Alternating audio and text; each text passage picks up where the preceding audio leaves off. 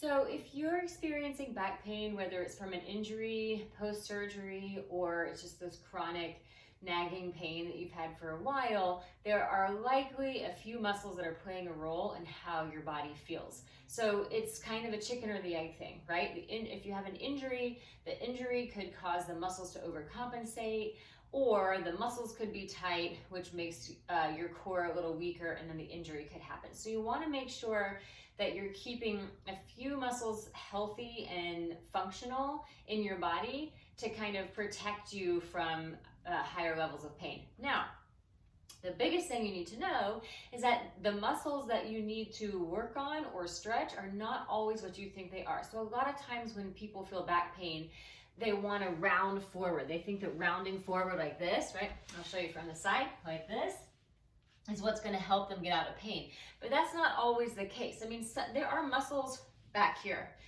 and sometimes they do get tight, and sometimes they are contributing to how you're feeling. But honestly, the muscles that can make you feel worse in your low back especially are not there at all, and the movement that you need to do, or the stretches that you need to do, are a little bit counterintuitive. So the muscles that I want to focus on today are the lats, the hip flexors, mainly the psoas, and the piriformis muscle.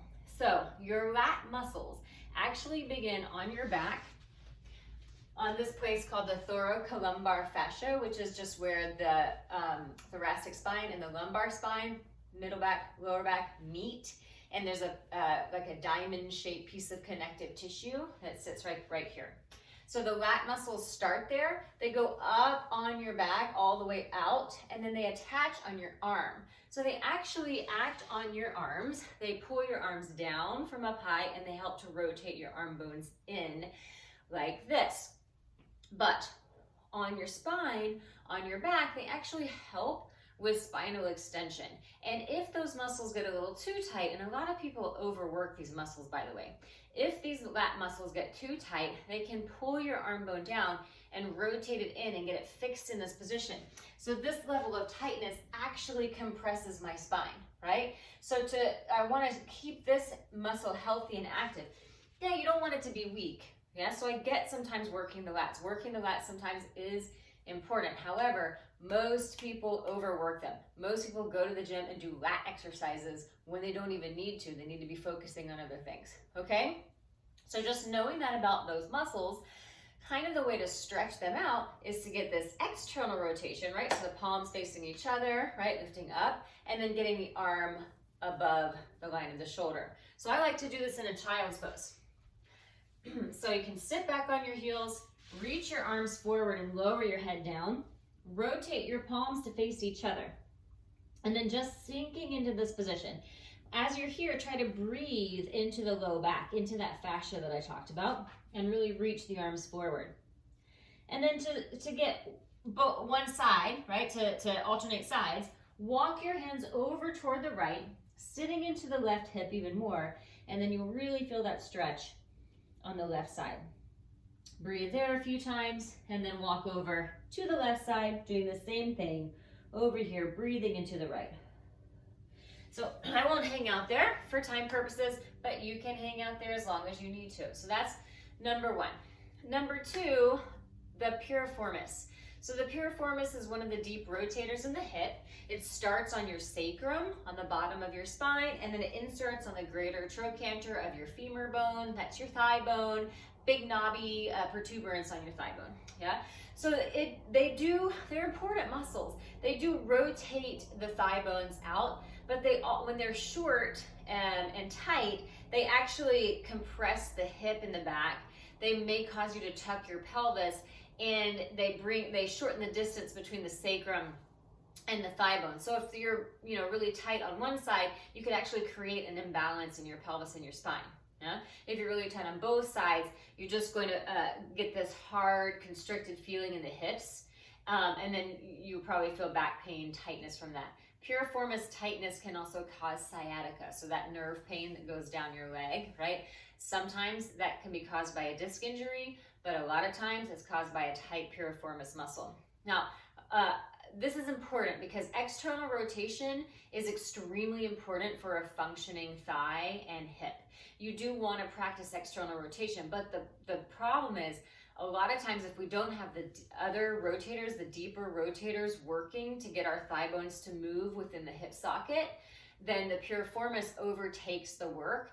And then once it gets tight, it actually takes over your glute work as well, which you definitely do not want.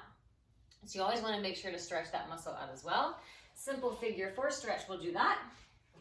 So you lie on your back, make sure your tailbone is heavy, cross your left ankle over your right knee, and then pull both knees in toward your chest. And now the big important part here is that you want your tailbone heavy on the ground. So you don't want to tuck the pelvis here, right? This is doing nothing really, but this is really helping me get that stretch into the left hip. So then I hold here and breathe. If you're really super tight, you can keep your right foot on the ground, or you can do this in a seated position. And then switch sides when you're ready. Again, I'm not gonna hold these stretches because I'm just showing them to you. You can hold them for longer. Pause the video, whatever. Same thing, tailbone on the ground. So I need that neutral spine here. I need the neutral spine because I'm trying to stretch my hip. I'm not trying to imprint my spine. Yeah? Again, super tight, keep the feet on the ground. If you have a chair, right? Pretend I'm sitting in a chair.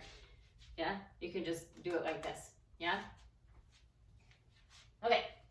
So the lats, the piriformis, those are really important to kind of stretch out. So if you are really tight in the back, you might just try these stretches. They're gentle enough to where they're not going to cause you harm. So it's not going to hinder any progress.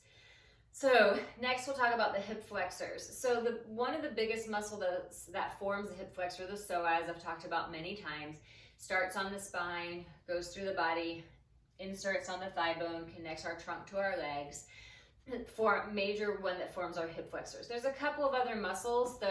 One of the quadricep muscles, the rectus femoris, the middle quadricep muscle, attaches on the hip. It moves over the hip joint and the knee joint, so it's pretty important and contributes to hip flexion. So you want to get that stretched out as well. And then the iliacus starts on the lower back, on the lower part of the spine, and it kind of takes the same path around the hip and inserts on the inner thigh next to the psoas. So all of those muscles together form the hip flexor, and they kind of join together and they have connective tissue that joins together as well. So this lunge stretch that we're going to do can kind of stretch all of these muscles out at the same time. Real quick thing, it's counterintuitive. When you're feeling back pain, it is your body, your mind says, I want to round forward, get out of the pain. But just try this stretch because a lot of times people have no idea that their hip flexors being tight, right, kind of folds them over and compresses in the hip and causes the back to feel pain.